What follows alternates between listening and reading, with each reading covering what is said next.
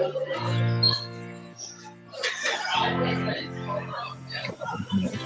the announcements on it.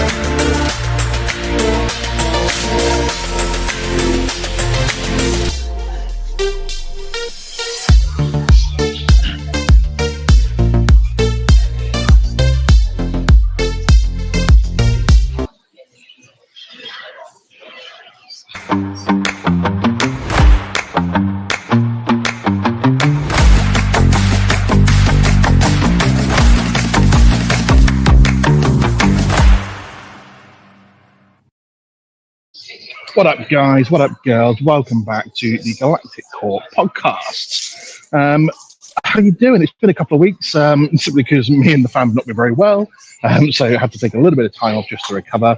But back with a vengeance, as we've got a brand new film to be chatting about. Captain America: Brave New World. It has just come out in the last day or two.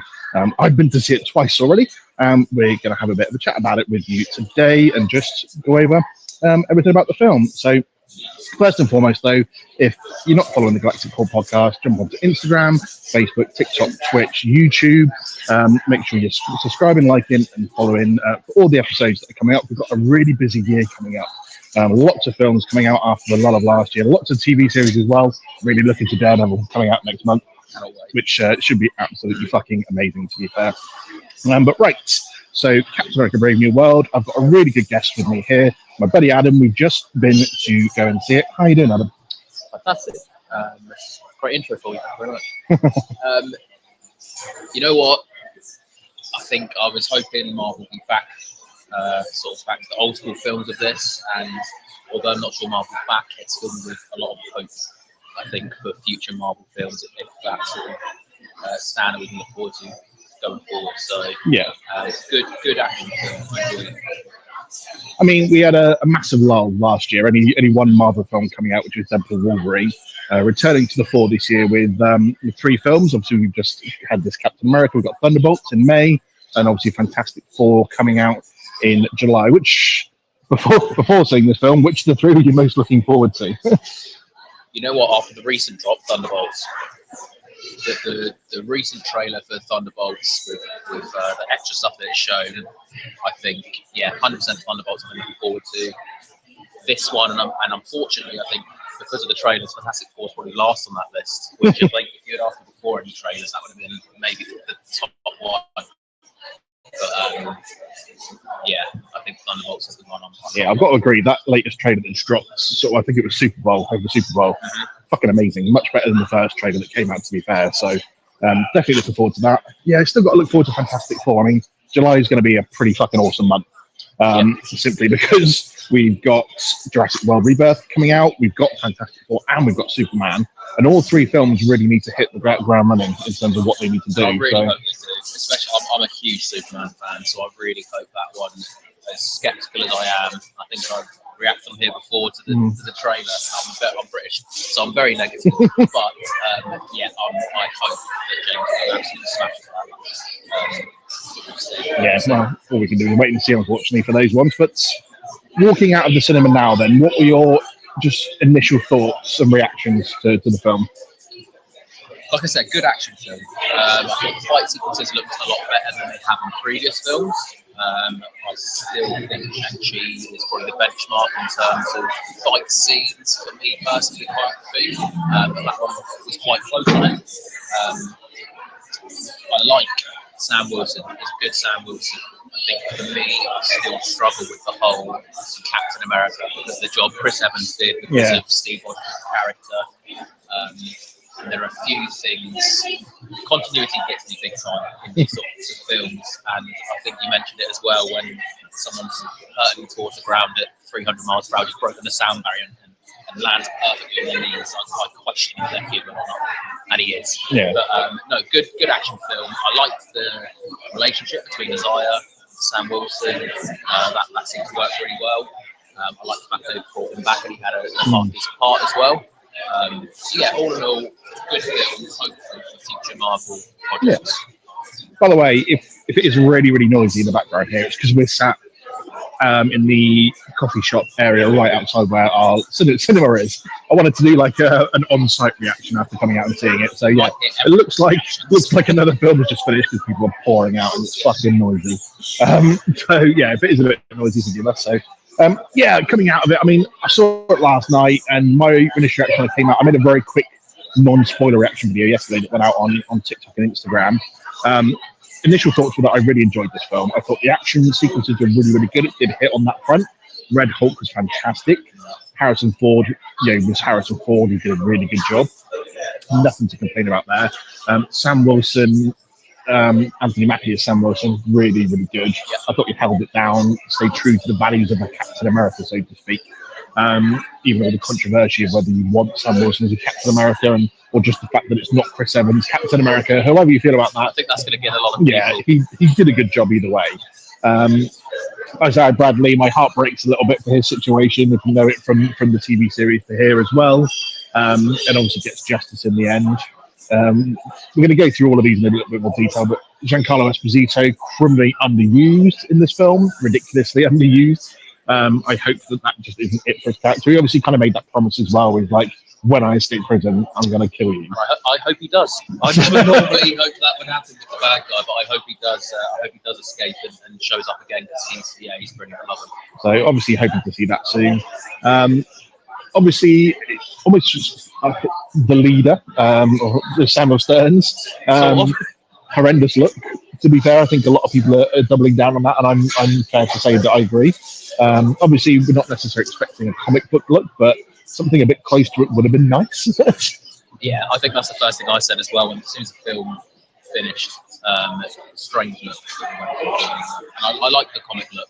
And especially with recent films, I know this is like you said, it's like a half and half. Like he's sort of come back, he's not back. But everyone seems to be going a lot more comic accurate, especially with the Fantastic Four trailer. They've gone really comic accurate, so it's strange they didn't put a bit more of that into this one. But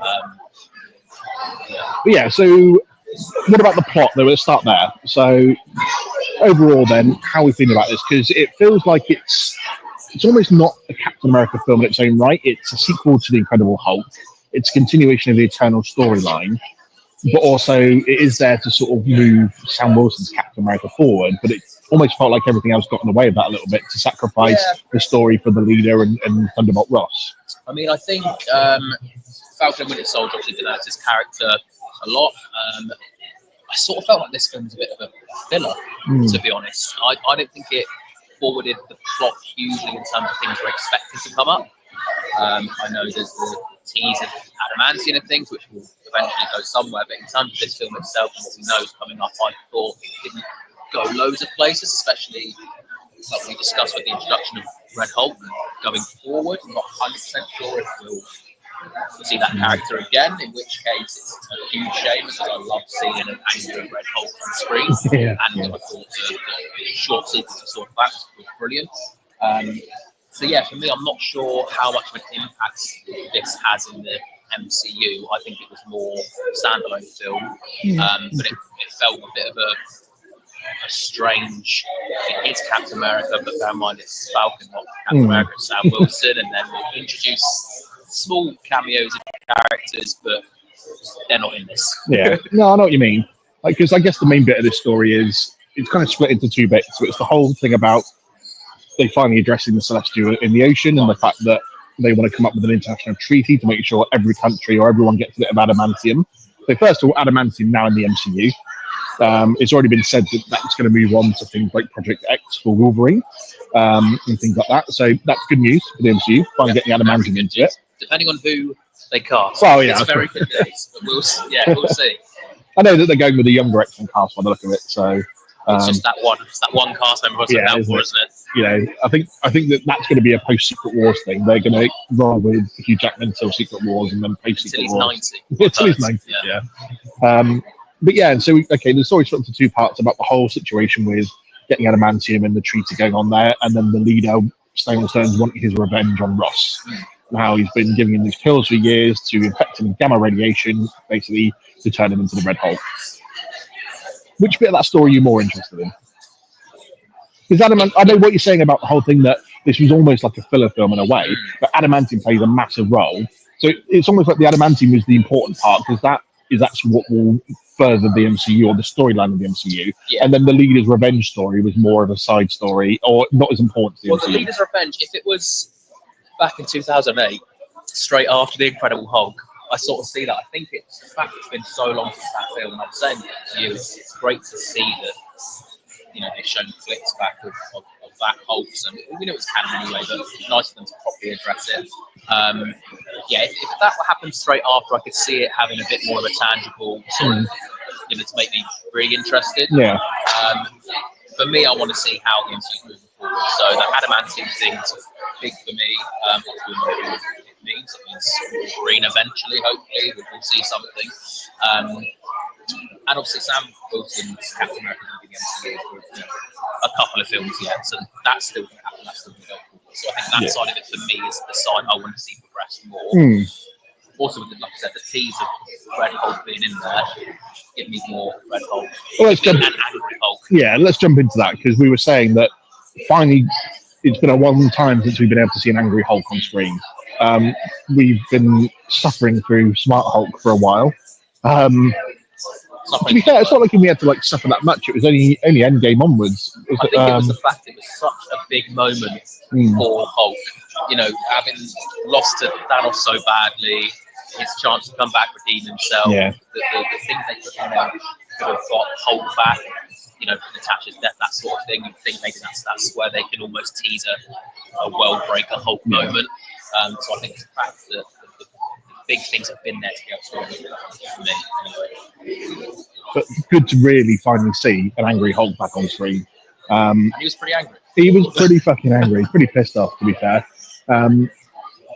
The fact that it's obviously it's all about the heat reaction of why he's red, because I have to say, I was sat there last night and the couple next to me turned around and went, why is Bruce Banner red? And I'm like, it's not even fucking Bruce Banner, love. I know not everyone's educated. Why does Bruce Banner Harrison Ford? Why does Bruce Banner look like Harrison Ford now? I know not everyone's educated in comic book terms, so sometimes we try to not judge, but at the same point, I'm judging. Especially when, like you said, it's Harrison Ford, it's not Bruce Banner. But where do you...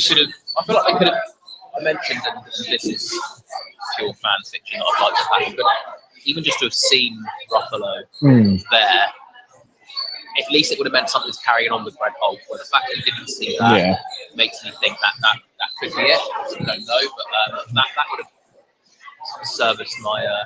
Yeah. I mean, what did you think about the CGI for Hulk? Because obviously sometimes the CGI post-Endgame has been questionable for the MCU. I thought it was okay. I thought it was actually okay. I mean, way better than the Smart Hulk we've seen, I think. Way better than She-Hulk. I think that's very safe to say. I think I could probably do a picture right now of She-Hulk. But, no, I thought it looked good. And I actually thought it looked a little bit... I think they were trying to get the link between 2008 Incredible Hulk and this one. Striations across his chest sort of thing. But, the really muscular look, I think a little bit of a throwback to that. And Harrison Ford suits being a Hulk. Yeah, he did look good though, didn't he? He looked very good. It's like they took 40-year-old Harrison Ford and turned him into the Hulk rather than 83-year-old Harrison Ford. When he turned back, he didn't. So. Oh, he looked like a fucking skeleton, didn't he? When he turns back at that end, he shrinks back down. I was like, that's like out of The Walking Dead or something. Yeah, it's 100 now looking at who's got no top options. But it's almost like they brought Ross's character's arc to an end in a way, because obviously the original actors passed away, Harrison Ford been recast, and so they have him become president and then give up the presidency in the same film because of his actions here, turning into the Hulk and stuff. and now he's locked away in the raft. So do you think he's going to stay there? Do we see him making any sort of appearance? Because I put it forward that, to me, that's kind of his arc done, over and done with now. He's had his thing. It's been redeemed. Betty's come back and seen him. Obviously, Liv Tyler, spoiler warning, turns back for 18 seconds at the end. Not quite the cameo we thought it was going to be when they said she was coming back. But to me, I was like, his story's kind of got arc come to them. The only way you can bring him back now is you can bring him back for something like Doomsday, but only for Doom to kill him off and show a bit of his power. Because there's got to be some characters that don't have a role in the MCU moving forward, or there's not really enough to do with them. And so therefore you can kill them off in Doomsday or Secret Wars. I mean, he would be primed as one of those candidates if they wanted to. Yeah, I feel as though, I think you're right. I think that's Ross's arc finished. I think there was a redemption in this right at the end. It's a shame it was not single Red Hulk.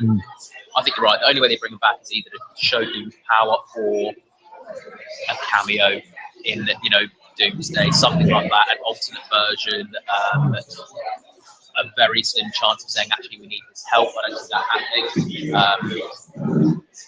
And to be fair, if you have a normal Hulk back, which I think is the plan, then there isn't necessarily a need to have Red Hulk come back. Yeah. You've already got one person who's going to just smash everything. That will do. That's fine for me. But it's a shame because in this film, like I said, it was nice to see Hulk, Red Hulk, albeit as Hulk should be. CGI was good. Action sequences were really good, I thought, with Hulk included. It showed off his power quite well.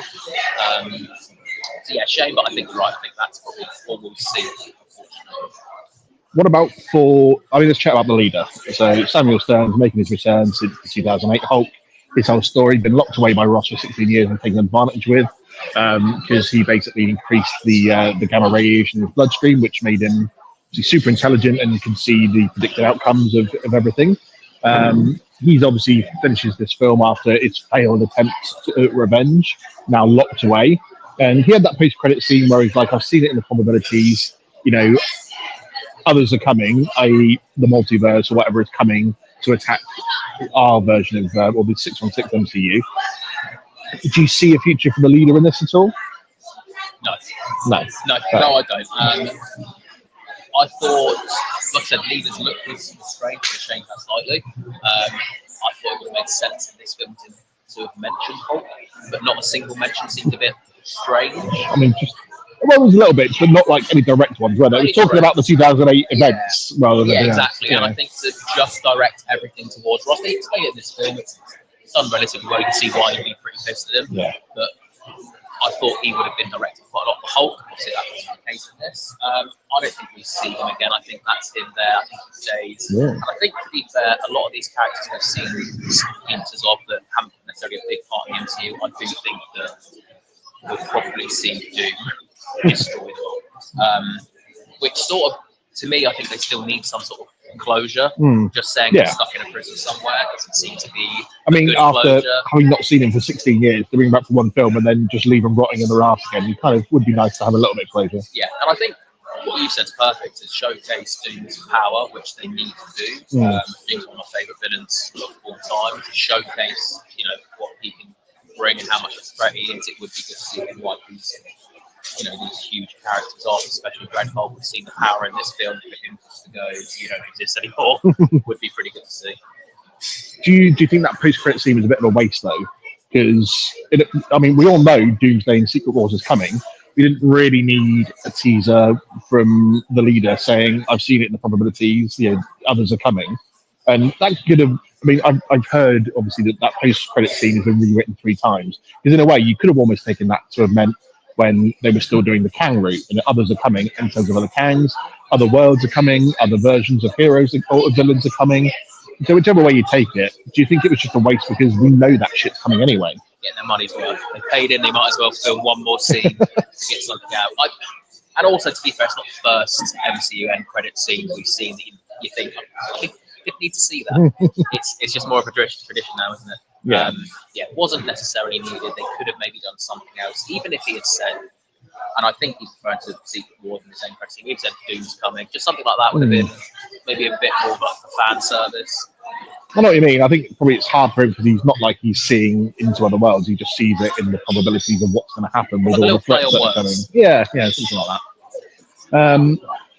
Quick mention to, I can't remember her name, Ruth or something or other, the security chief for Ross. So they changed her story a little bit originally because of the real life conflict with what's going on with Israel. So she is originally Good shout. she is originally an Israeli superhero, has powers and stuff, and they changed all that to just basically make her a ex Black Widow operative. She's very small. I never really realised. I think until I rewatched it today, I went, she's fucking tiny. Apologies if you're watching. Strange looking. Strange body shape. Very long arms. Like a praying mantis. Sort of, yeah, like orangutan-esque. But cool to kind of see a widow. But I know that we've got Yelena, who's kind of taken that mantle on anyway. Taskmaster as well, technically. Yeah, so I don't know if it was. There's going to be a few of them out there. It's strange how an ex-widow operative has somehow become the sitting president's chief security officer when they're all technically Russians. I mean, they said that they do say in the film she's Israeli-born, but an Israeli-born, Russian-trained operative, assassin essentially, ends up as Ross's chief of security. That was a bit random for me. Yeah, and also you see a very small part of action, like very small. And I thought if they were going to mention Widow, maybe we would have seen a little bit longer in terms of the action, what she could do. She does look pretty handy in a fight, but I would have maybe liked to see a little bit more than that if you mentioned Widow, and maybe some of those trademarks of Widow moves. I think she did kick ass those guards, to be fair. So for someone so small, she kick ass. But yeah, very strange role to give her in the film, I thought. I know they've reworked a lot of this film several times now. Yeah, to me, it was still a very strange position to put in. Reshot a few times from originally some of the earlier viewings not being massively positive, and then having to reshoot them because of that. It actually came together okay in the end, I thought it was, it was, you might have seen the film, that said the action sequences were good. So yeah, for a film they've had to kind of mess around with a little bit, it turned out good. So the most criminally underused part of this film was Giancarlo Esposito. We all know, one, he loves a villain. He plays some of the best villains around. His role here was confusing for me. I know they brought him in. A main villain, don't you? Yeah. He's got main villain energy. His acting's unbelievable. But of the character they've chosen for him to play in the MCU, out of all the things that they could have given him, and they give him Sidewinder, head of the Serpent Society. Which very weird. I think recently, which is maybe why some of the MCU films haven't done so well. The ones that come out more recently, the villains haven't hit the villains necessarily. I think of Christian Bale's use in Thor as Gore was not good. This one as well, he's such a good actor, and he seemed like just a second thought. You're a pawn in this, really. Yeah, because I know they brought him back in when they decided to do reshoots after test viewings didn't go well originally. And with the bringing back in Kevin Feige and others to certain roles that they had sort of pre-Endgame, they decided to rework it as well. But yeah, it just seems...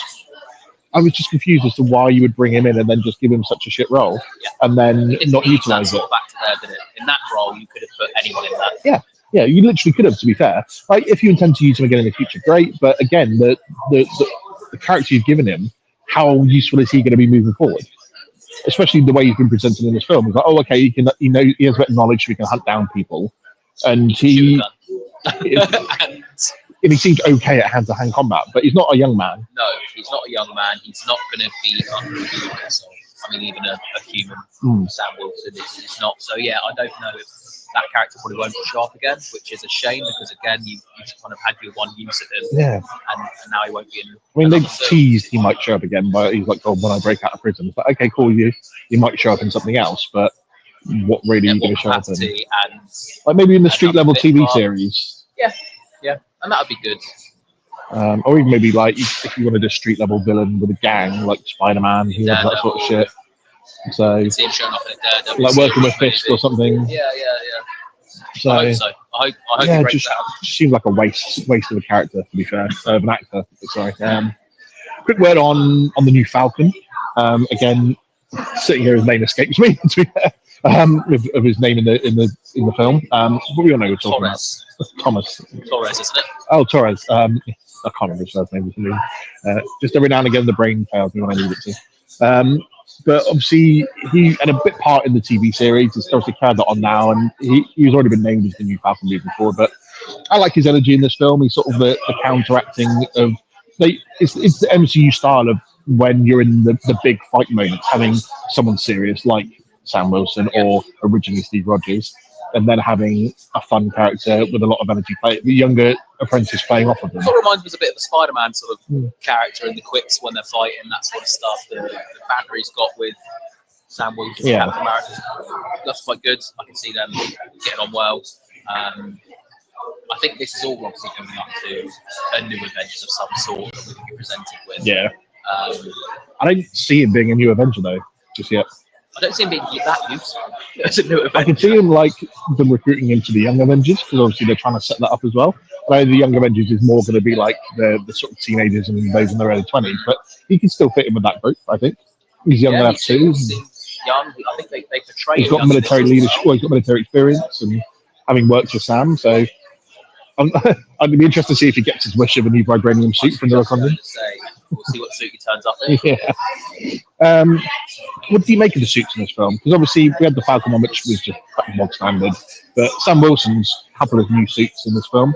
I do think, and I'll put this out to any Captain America, if you're trying to be undercover and sneak through a forest, don't carry a bright red, white and blue shield, because that stands out. I actually would have liked to have seen almost like a camo version of him, because what do you think of his nanotech now? Like we get the nanotech helmet, and it didn't seem like the rest of the suit was. That was more material, so it's not like it was like Iron Man's nanotech suit. But you think if they're giving him wings and stuff like that and helmets that are nanotech, then why not have a suit that can change to camo and stuff? Yeah, and I think there was a brief moment in this where you saw him looking at the suit, which was just top half, as far as I could tell. And I've said to you, I would have liked to have seen not necessarily a George Clooney Batman where he tries on everything and you see every part of him, that's fine, but him trying to see the Batnips. Yeah, the Batnips. Where's the catnips?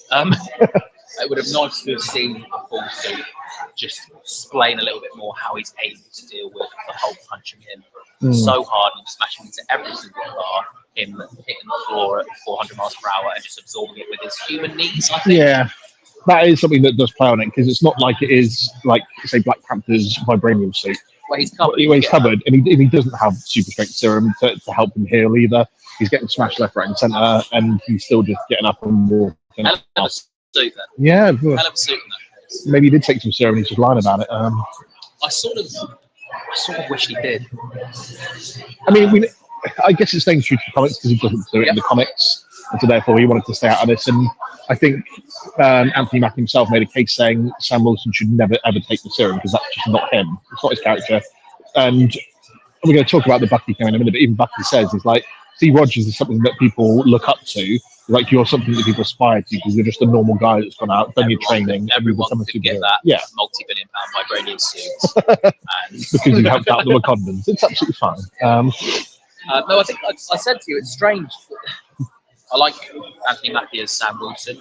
Anthony Mackie as Captain America, I'm still need to convince him. And I said to you, it's strange because I can watch Ben Affleck's Batman and he's convinced he can do those things. He's peak human strength. I mean, it's ridiculous things he does for a human, but it still to me seems believable. Whereas I see Sam Wilson do these things as Captain America and think, why does this not feel the same? I still don't believe this as much as another human I've seen do similar things. Yeah, I know what you mean. Like, I felt he was more Captain America-ish at the end of the TV series than he was in this film. Yeah.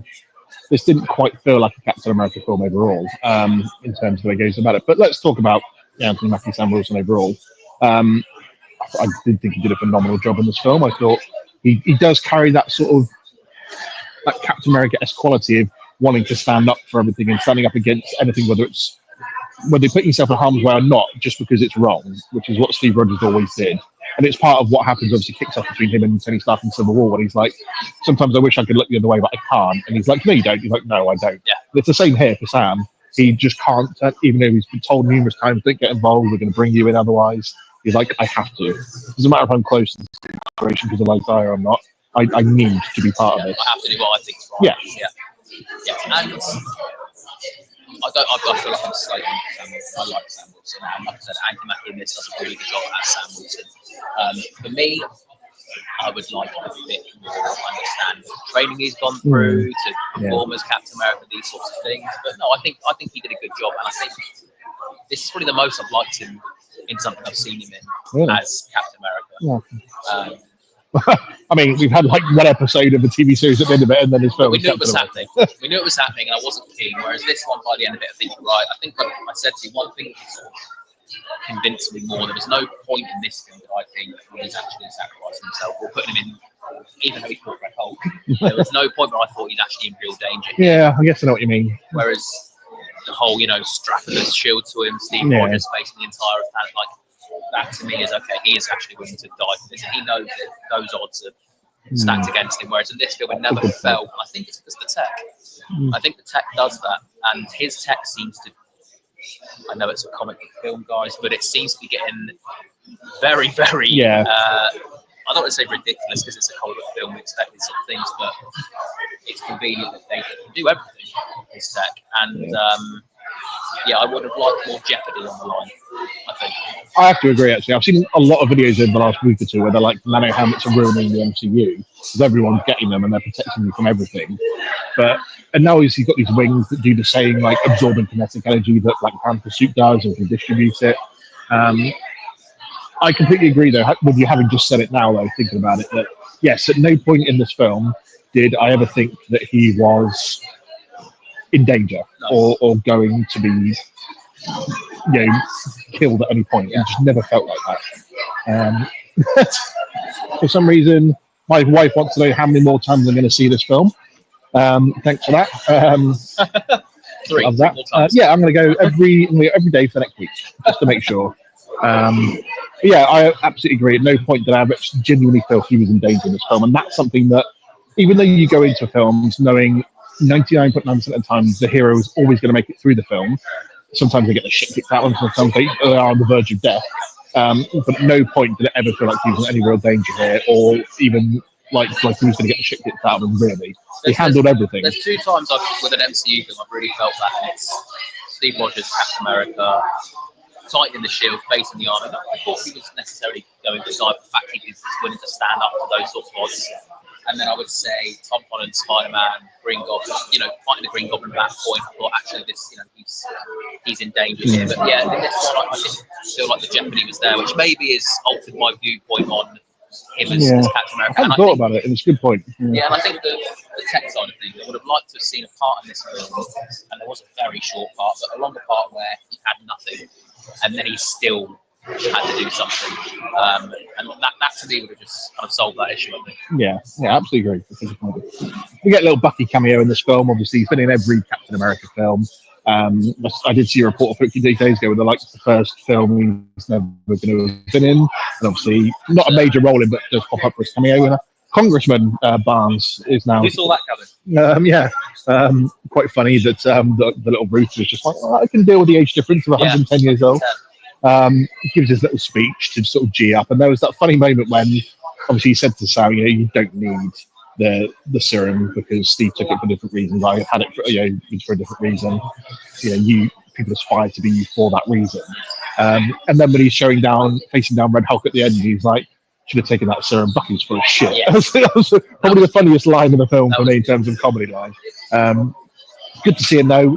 You said earlier, it's going to be interesting to see the change now for Bucky, Congressman Bucky here, and presumably because we see a little clip of him in a suit in the Thunderbolts trailer, to being part of the Thunderbolts in the film, and how he makes that journey, going from someone who's like, okay, I've done all my part, I've been the soldier, I've been the guy on the end of all this stuff, I've come back after Endgame, and now I'm part of the, or even as we saw it in the TV series, he was still sort of actively sort of trying to change everything that he's doing. Yeah. And progressive now. I think he suits that character more. Even we didn't see much in this film in terms of him being Congressman Bucky, but even just saying Congressman, I don't think suits his character. I think he suits being down, had the shit kicked out of him, and it's that who needs to kind of drag himself back up and do what's right, even though he's reluctant to. Yeah. So yeah, it'd be interesting to see what happens with Thunderbolts. But yeah. Although, yeah, I 100% prefer the Bucky we're going to see in Thunderbolts than Congressman Bucky. That's the Bucky I want. Although I still prefer the Winter Soldier over Bucky. I've always said this. As a character, I prefer the Winter Soldier over Bucky Barnes. It's just a more intriguing character for me. Yeah, me too. But that's what I want to see in Thunderbolts, is a bit of a merge of both. You know, they say they're not the heroes. It would be nice to see a more brutal Bucky, you know, like he was in Winter Soldier. Yeah.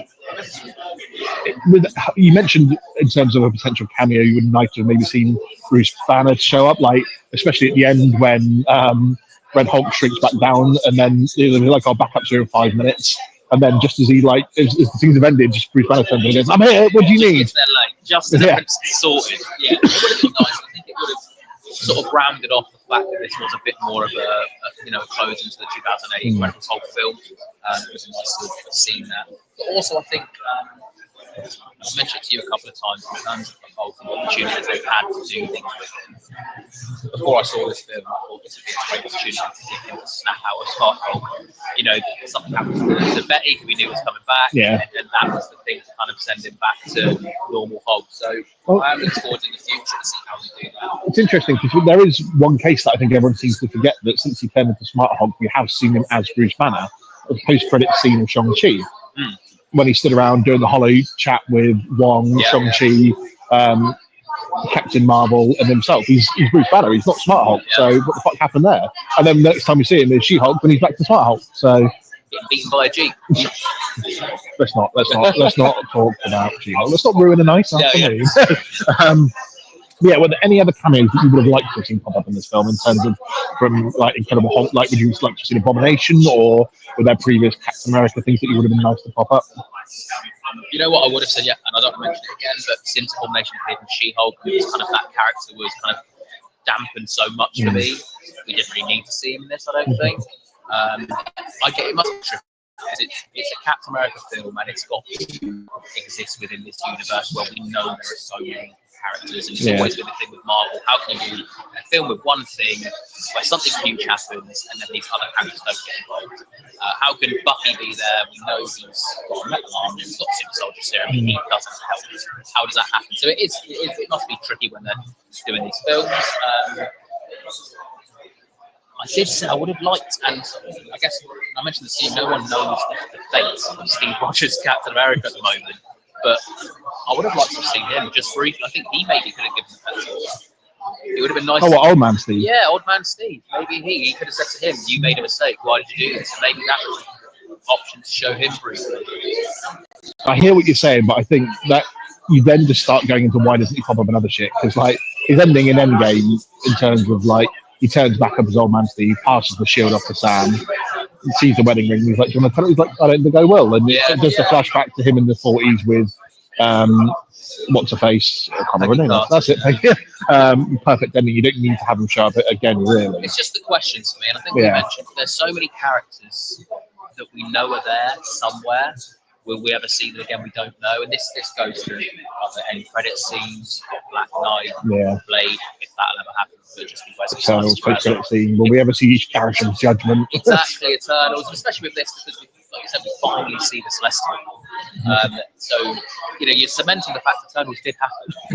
As much as a lot of people don't want to admit it did, it happened. So what's going to happen with that now? So there are so many cameos it can do, but I get it was a Captain America film. I think, especially without there being Steve Rogers as Captain America, they had to keep it kind of close-knit. Yeah, I think that's fair enough. So where do we see things moving forward? Because obviously they laid the groundwork here to putting the Avengers back together for what we know is coming. Obviously, Doomsday's only next year in terms of what happens there, and then Secret Wars.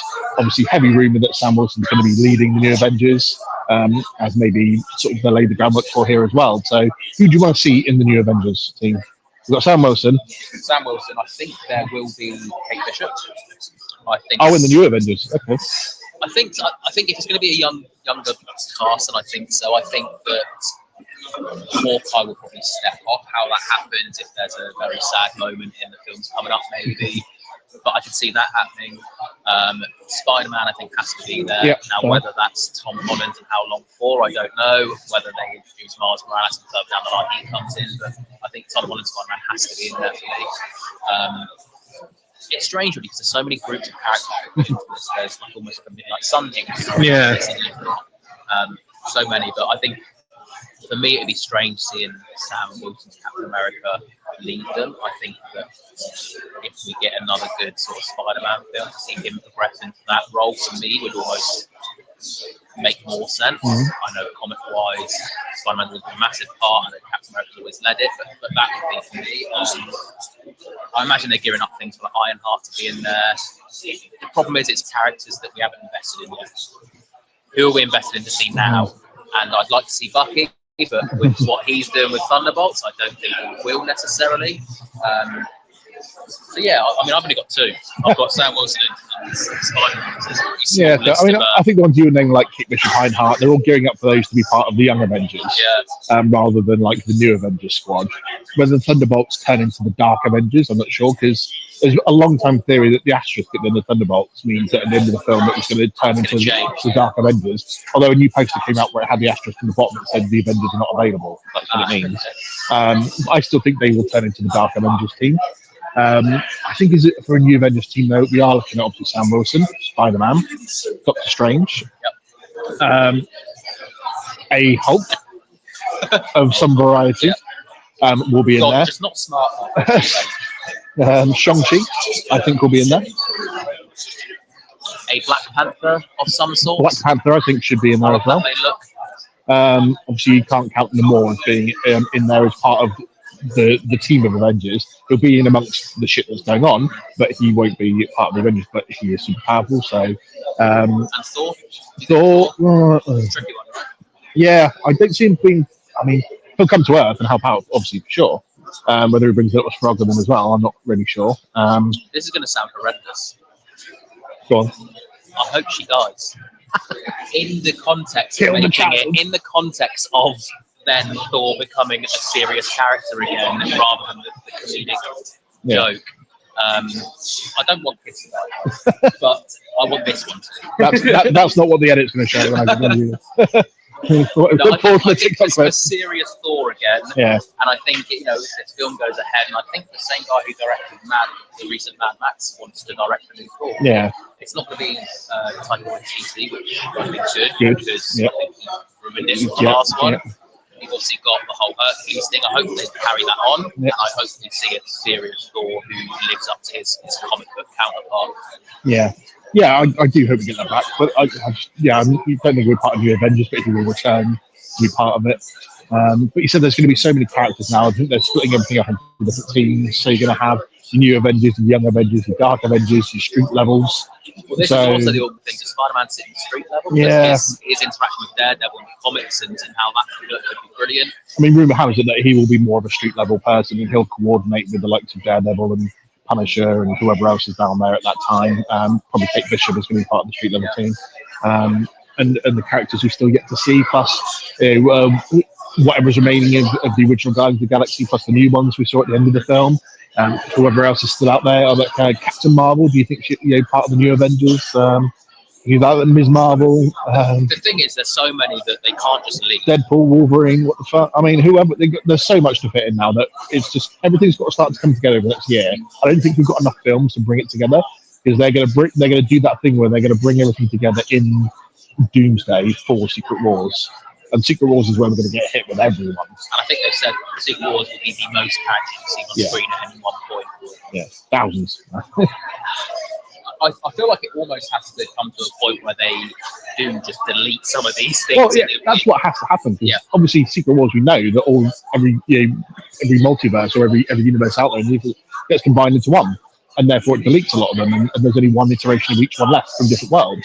So I think this is the perfect example of they go into Secret Wars, and the situation comes out of it where old heroes and some otherworldly heroes are killed off or deleted, and you end up with a new MCU Prime where you've got a collection of some of the old characters still remaining, but fresh new ones that are taking their mantle forward different. I know they're going to focus on the X-Men and Fantastic Four moving forward. I still hope we're going to get an X-Men versus Avengers film further down the line. I think that would be amazing. The thing is now, and I think I can't have a go at what they've done. This smash what they've done in terms of marketing out, but the characters you wanted to see fight against the Avengers have sort of passed now. Yeah, we've gone past the Steve Rogers, the original Black Panther. So like these are the characters we wanted to see fight these people. And joking aside, Hugh Jackman isn't forever, and I would have loved to have seen him in that conversation. Now, if they've got to develop a whole new Avengers before we get that, it'd be interesting to see if the need for it is still there. Is everyone going to be as invested in these new Avengers that are coming through as they were in the old ones? Absolutely true. Let's round off Captain America Brave New World then. Score out of 10? 7.3. I'd give it probably similar. Yeah, I was thinking of 7.4 to be fair. So yeah, pretty square on the nose. In terms of 4 Captain America films, where do you rate it out of the 4? I think I'll go third out of the 4. With Winter Soldier first. Winter Soldier first, Civil War second. The thing is, I don't hate any Captain America film actually. So when you rank it, everyone goes, "Oh, what have you put bottom? You must absolutely hate." I don't hate any of them. I just think that Winter Soldier is deservedly at the top because it's a top 2 MCU film anyway, or top 3 maybe. And then, I think Civil War. I like Civil War more than seems most people. Some people, a lot seem to be disappointed with it. Civil War is tricky to call a Captain America film because everyone's in it, but I feel like he's such a main part, and it's Avengers still really 2.5. great. The conflict's so good, the story's good. I would agree. I think it's quintessential Captain America in the film though, in terms of his arrogance and his ability to want to stand up no matter what's going on to do what he thinks is right. I would go, Winter Soldier, Civil War. I could bring you on here, and then First Avenger is 4. I would probably put this one 4. I think that's just my die-hard devotion to Chris Evans and Steve Rogers, Captain America. But by no means is it bad. Like I said, 7.3, good action film, good to watch. Some nice little teasers in there. And I think it rounds off the 2008 Incredible Hulk reasonably well. And only saw Incredible Hulk again on screen, so that's always good. And Harrison Ford for an absolute haymaker, like in the hand solo days. Yeah, prime Ford in that one. Yes. That right hook was a mean one, to be fair. Looked like an 83-year-old Harrison Ford gave it everything he got, to be fair. Even for a fake punch. Cast after that for a long time. Yeah. Right. Well, thank you, everyone, for tuning in. Obviously, you can catch this episode on Spotify, Apple Podcast as well. Got a massive few months coming up. As I said, Daredevil drops at the start of March. That's only a couple of weeks away now. Fucking wait. Like, everyone knows we use Star Wars being first and foremost over everything. But since we're only getting Andor this year, I don't see Andor being better than Daredevil. And so I am fucking grasping to see some Daredevil action. Give me some Punisher as well. Everyone knows I'm a Punisher fan. So tuning in for that. Andor coming as well. Thunderbolts, as we said. Jurassic Park Rebirth, Fantastic Four, Superman. Obviously, we've got May the 4th special coming up as well. I'm doing a big episode for that. And my second anniversary episode is coming up in April as well. So make sure you're tuning in for everything to come. Hit that like, hit that subscribe button to make sure you're doing. Also, hit up the new merch store. As you can see, sporting some new merch right here. I love how that's got it on backwards. Great. But yeah, hit up the merch store. You can find all the links in the episode description. But until next time, everyone, I'll catch you later. Thanks for tuning in to the Galactic Core Podcast. Don't forget to subscribe so you never miss an episode. But until next time, go get your geek on.